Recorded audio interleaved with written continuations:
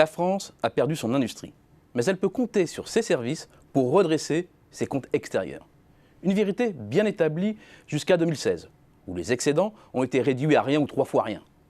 De 25 milliards d'euros en 2012, record historique sur une année civile, le solde est passé à 15 milliards en 2014, pour tomber à 29 petits millions. La chute est vertigineuse. C'est une division par près de 1000. Le décrochage est violent, trop, pour être uniquement le reflet d'une perte subite de compétitivité de l'ensemble des services. Une partie de ce décrochage trouve donc ailleurs son explication. En fait, dans l'évolution de la ligne voyage de la balance des paiements, représentative de l'évolution du solde du tourisme, dont les dernières variations ont été affectées par des chocs externes. Récession mondiale de 2008-2009, puis sur la succession des attentats en 2015 et en 2016, qui ont dissuadé nombre de visiteurs étrangers de se rendre en France et fait fondre les recettes. Mais ce ne sont pas les seules explications. À cela s'ajoute aussi l'amélioration de la compétitivité de l'offre touristique mondiale relativement à la France, principalement dans les pays du sud de l'Europe. Autre facteur, les vacances des Français à l'étranger se multiplient.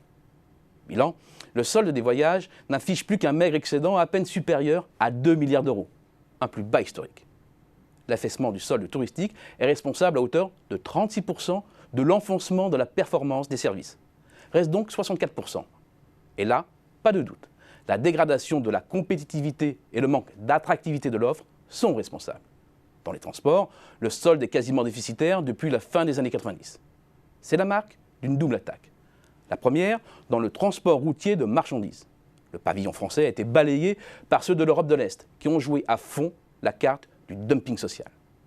Selon une étude du CNR, le coût kilométrique d'un conducteur routier à l'international pour un transporteur français est de 43 centimes d'euros.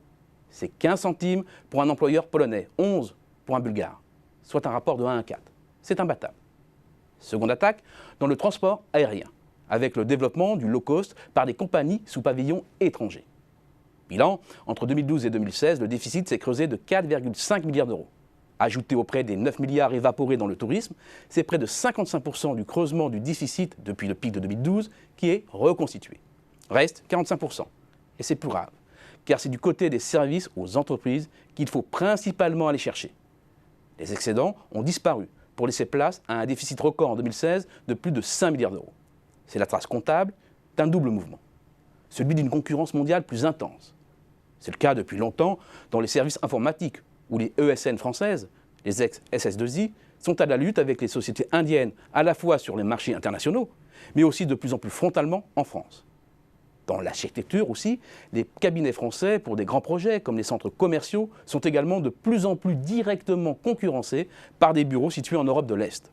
Les exemples ne manquent pas. Second mouvement, celui des délocalisations.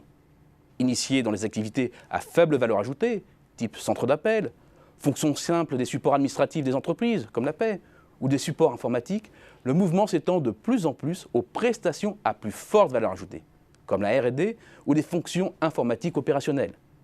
Des services que l'on supposait indélogeables sont emportés. Dès lors qu'un service ou une tâche peut être automatisé et livrable à distance, alors il y a risque, et la liste est longue. La révolution numérique et l'émergence des plateformes importent la concurrence internationale. Et les services français sont d'autant plus mal embarqués que les coûts de la main-d'œuvre y sont plus élevés que la moyenne des pays européens. Une prestation haut de gamme en France, cela coûte environ, salaire et charges comprises, 47 € de l'heure. En Allemagne, c'est 41. En Italie, 34. En Espagne, c'est moins de 25, quasiment 2 fois moins. En Pologne, c'est 4 fois moins. On retrouve là les mêmes écarts que dans les transports routiers. Après l'industrie, ce sont donc bien massivement les services qui sont attaqués et c'est mal parti.